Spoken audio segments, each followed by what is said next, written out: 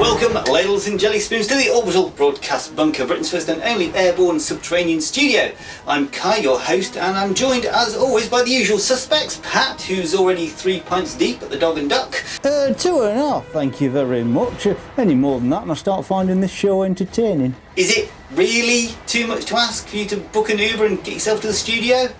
Anyway, we've also got Keith, who is preparing his finest Earl Grey for today's special guest. Actually, I'll have you know it's a lovely Ceylon blend today. Did you know, though, the colour of tea, black, green, oolong and white, comes from how the leaves are processed? It's not the type of plant.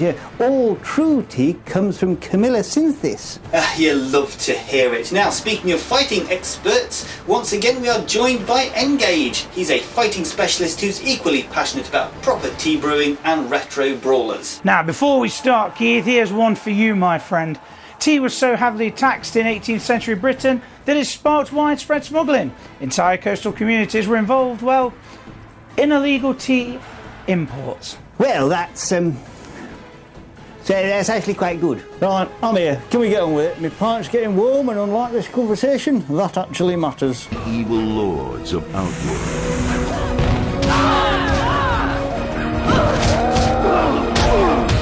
Mortal Kombat Shaolin Monks. Today we are diving into Mortal Kombat Shaolin Monks. Released in 2005, this action-adventure spin-off was developed and published by Midway for the PlayStation 2 and the Xbox. It's a retelling of Mortal Kombat 2's events, focusing on Liu Kang and Kung Lao, protecting Earthrealm from Outworld's forces. This was massive for us fighting fans. Finally, a proper adventure with our favourite characters, instead of just standing in a box throwing those fireballs. Yeah, standing in a box throwing fireballs. I mean, that's your career summary right there, isn't it?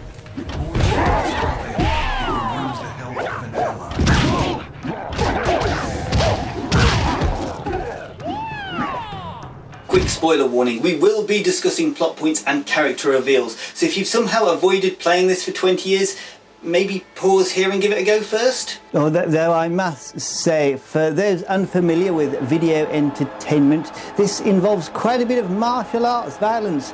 Nothing a nice brew can't calm, though. Keith, lad, if you think tea solves violence, you've clearly never been to a football match in Manchester.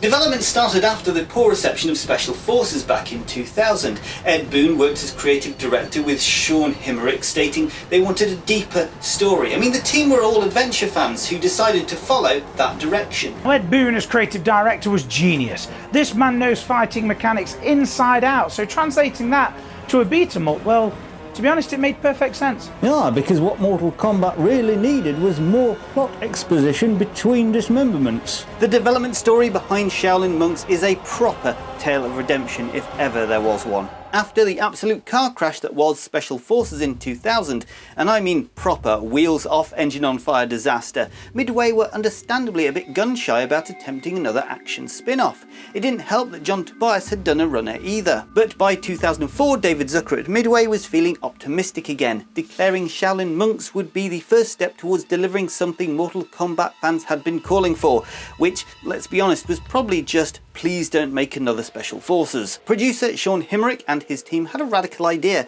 What if we made Mortal Kombat with an actual story that didn't read like it was scribbled on the back of a beer mat?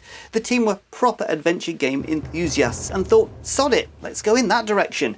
Ed Boon himself stepped up as creative director, rolled up his sleeves and got stuck in with the programmers to craft the fighting engine. Now, here's the clever bit. They didn't want to create just another mindless button masher. Their goal was giving players freedom to chain moves together in ways other adventure games couldn't match. You could attack in any direction, combine multiple techniques, and actually feel like you were controlling a martial arts master rather than a caffeinated teenager mashing random buttons.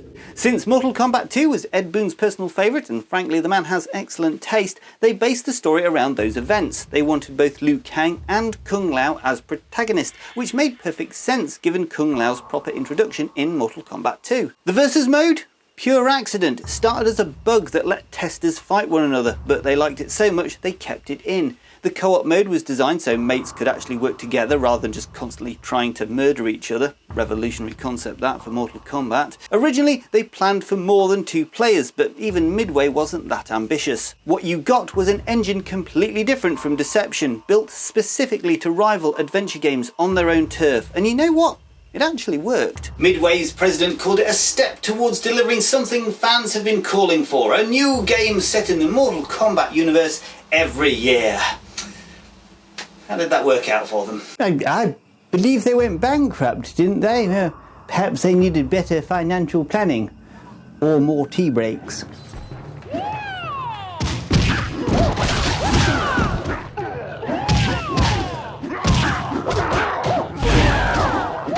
The game features a multi-directional combat system allowing you to attack baddies surrounding you fluidly whilst maintaining combo attacks across multiple opponents. You can launch the baddies into the air and continue the combos. The combo system was revolutionary. You could grab one tar carton, spin him about like a proper windmill, and then smash 3 others. Pure chaos. Christ, sounds like closing time at Dog and Duck, except with slightly more dismemberments and less whippets. 3 ways of playing this thing, right? Single player for when your chums have abandoned you, co-op for when you still got one friend who at least tolerates your company, and of course versus mode for settling pub arguments the traditional way, through violence.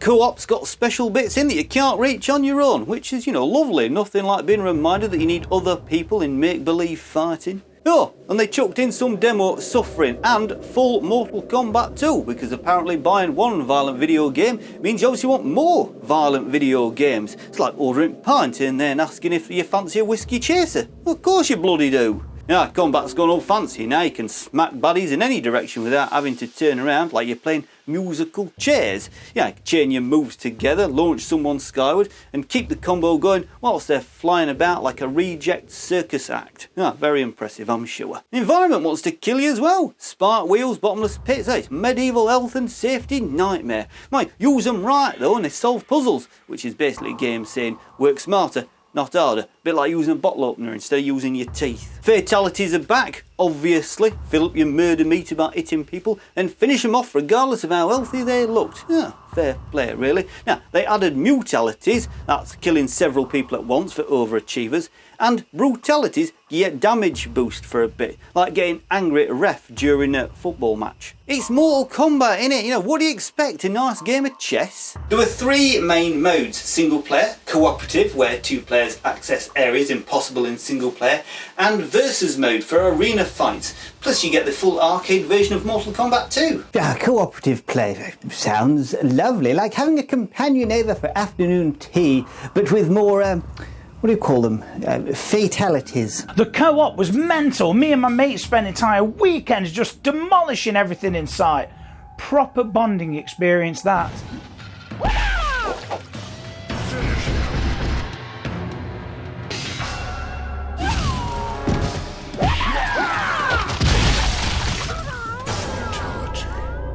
The story spans the events of Mortal Kombat 2. Liu Kang defeats Shang Tsung, but the sorcerer escapes to Outworld with Goro's help. Liu Kang and Kung Lao get trapped on a collapsing island and must fight their way out. A bit like Britain after Brexit, really. Raiden sends them to Outworld to stop Shang Tsung's plots to conquer Earth without winning a tournament, and they discover Shao Kahn also wants Earth, and allies like Johnny Cage get captured. The story picks up right after the first Mortal Kombat tournament. Liu Kang has just beaten Shang Tsung on his crumbling island fortress, but the sneaky sorcerer escapes to Outworld with Goro's help. While everyone else evacuates, Liu Kang and Kung Lao get stuck behind and must fight their way out. They make it back to their monastery, where Raiden congratulates them, but celebrations cut short when Baraka and his blade-armed warriors attack, kidnapping Sonya Blade. Raiden explains that Shang Tsung is trying to lure them into Outworld, where he can pick them off and gain enough power to conquer Earth without bothering with tournament rules. The 2 monks head into Outworld's nightmare landscape to stop him. Johnny Cage helps out, but gradually all their allies get captured. Things get worse when they discover Shao Kahn, Outworld's emperor, also wants to invade Earth. Here's the twist. Shang Tsung has been disguising himself as Raiden throughout parts of their journey, using their victories to boost his own power so he can overthrow Shao Kahn. After defeating both Shang Tsung and his four-armed champion Kintaro, Liu Kang and Kung Lao face Shao Kahn himself. With the real Raiden's help, they win and become champions. Everyone heads home to celebrate, but Quan Chi secretly grabs a mysterious amulet, laughing ominously as the credits roll.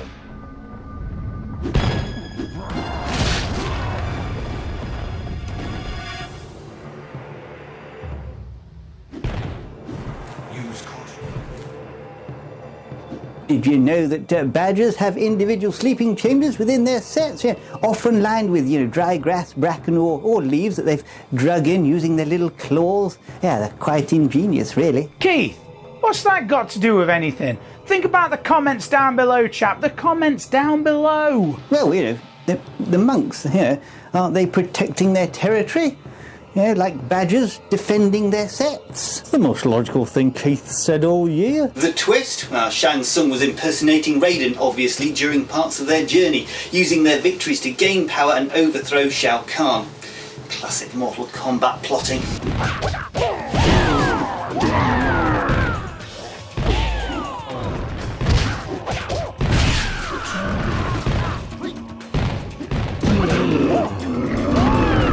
Right, now before we continue, smash that like button if you're enjoying this retro review, and of course subscribe for more videos from the Orbital Broadcast Bunker. We've got plenty more anniversary reviews coming your way. And share it with someone who actually cares about 20-year-old fighting game spin-offs. It's what, 3 people? Oi, there's loads of us who appreciate proper beat-em-ups, I'll have you know.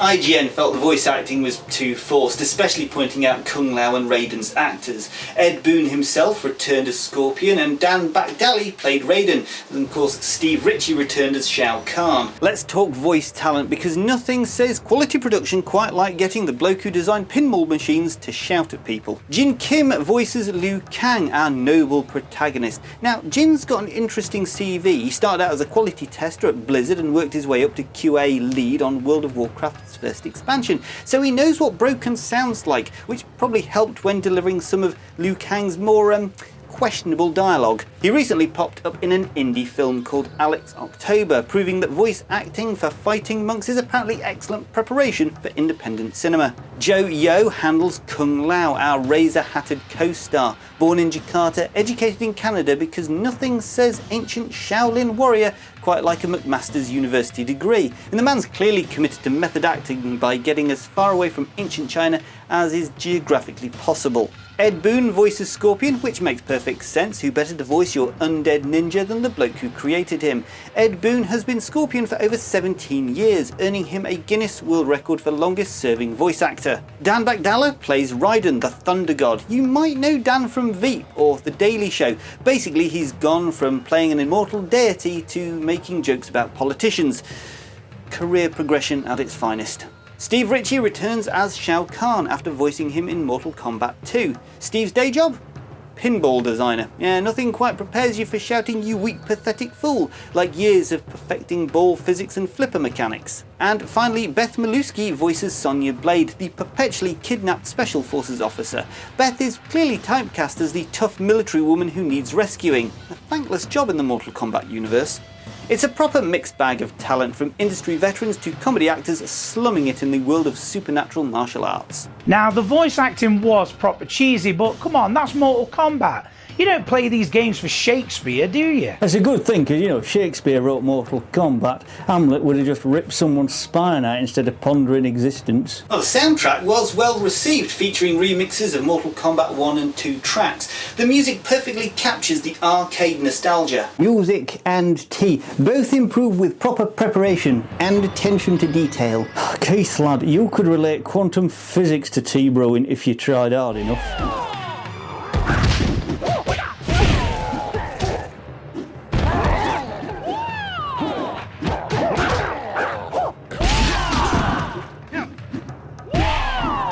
The game received received positive reviews for transitioning the series into adventure gaming and the co-op mode, although reception to the narrative, the visuals and the length were mixed. Game rankings showed 79% for the PlayStation 2 and 80% for the Xbox version. Now, those scores don't tell the whole story. For fighting fans, this was everything we wanted. Proper characters, proper moves, just more of them. Right, listen up. This absolute belter sold over 1 million copies and got proper good scores. 79% on PS2, 80% on Xbox. That's brilliant for a fighting game spin-off, that is. Critics loved how they took classic Mortal Kombat moves and made them work in a proper brawler. The fatalities, the combos. It was like God of War but with more spine ripping. Some moaned about the AI being a bit too tough, but I say good. It forces you to get creative with your combos instead of button bashing like a maniac. The co-op mode was mental. Hidden bonuses everywhere, but they mucked it up by not letting you swap between single and co-op mid-game. Proper annoying, that. Boss fights were class though. Proper tactical stuff. Not just mindless button bashing. X-Play said the combo system was massive. And they're right. Team Xbox agreed. Using both characters together made the combos even more spectacular. Now, the story. IGN said the voice acting was rubbish, especially Liu Kang and Raiden. Fair point. I mean, GameSpot reckoned it got incomprehensible by the end with too many plot twists. But you know what? Sometimes you just want to see Johnny Cage help you kick 7 shades out of Baraka. Oh, and they had some mental advert where businessmen ripped each other's hearts out in a boardroom. It got banned, obviously, because apparently showing off this violence is worse than the actual game violence. Mental. Mixed reception to length. Translation, it was shorter than Pat Butcher's marriage. I appreciate no one outside the British Isles is going to understand that reference. A woman of a certain age, a woman like me, has needs. The game sold over 1 million copies, making it a commercial success. Critics praised it for translating the franchise into entertaining action, comparing combat favourably to God of War. The gods of Olympus have abandoned me. 1 million copies? That's more than most tea varieties sell in a year. And the cooperative mode. Finally you could play through a proper adventure with your mate instead of just beating each other senseless. Well, beating each other senseless has its merits. It builds character. Well, now, there was talk of sequel, you see. Now, something called Fire and Ice, featuring those chaps Scorpion and Sub-Zero. Rather like having an Earl Grey and English breakfast in the same pot, if you will. But sadly, money troubles put paid to that idea. Rather like when my local tea shop had to close down due to rising costs. Disappointing for all concerned. Now, Ed Boon, one of the creators, I'm told, said that Shaolin Monks was by far the best of these, what do you call them? Spin-offs, rather like how proper brew is far superior to those dreadful instant varieties one finds in service stations. Now, they've been discussing bringing it back in what they call HD, high definition, I believe, since 2013. Mr. Boone keeps mentioning it, rather like how I keep promising to organise my Badger observation notes. He said they'd love to make one someday. Which reminds me of how Badgers always intend to expand their sets, but sometimes circumstances don't permit it. They even talked about updating it for newer machines a few years back, but nothing came of it. Still, hope springs eternal, doesn't it? Rather like waiting for the perfect brew. Patience is required. The results are usually worth it. Completion time varies. 8 to 12 hours for the main story, 15 to 20 hours for the completionist hunting all secrets. The speedrun record stands at 1 hour and 43 minutes by Alex Aqua Tiger Nichols. Under 2 hours? That's mental. He must have skipped every secret and just powered through the story. Sounds like my approach to most things. Get in, get it done, get down dog and duck. But taking time to appreciate the details is perfectly worthwhile. It's like steeping tea properly. You can't rush perfection. Yeah, one reviewer finished the game in 6 hours, but with only 66% completion, showing you how much content you can miss. The game really does reward exploration.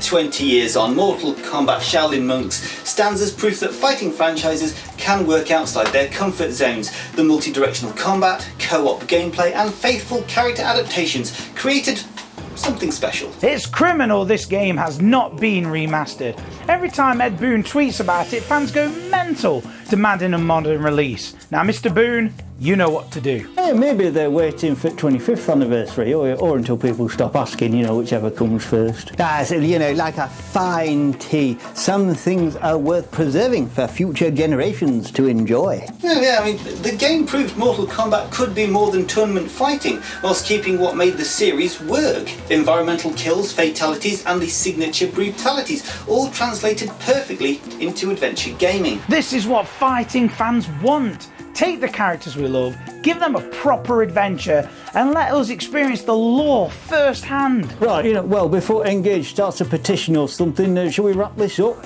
You are violating the rules of Mortal Kombat, you traitor.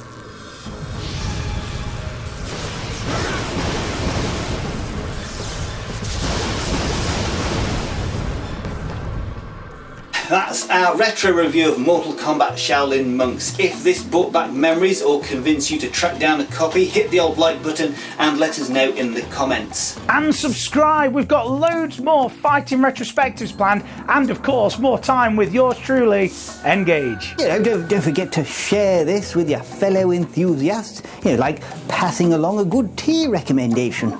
Share it, like it, subscribe. Maybe one day we'll get enough views to afford a better tea caddy for Keith. From all of us here at the Orbital Broadcast Bunker, thank you for watching. Until next time, keep fighting the good fight. And remember kids, co-op makes everything better.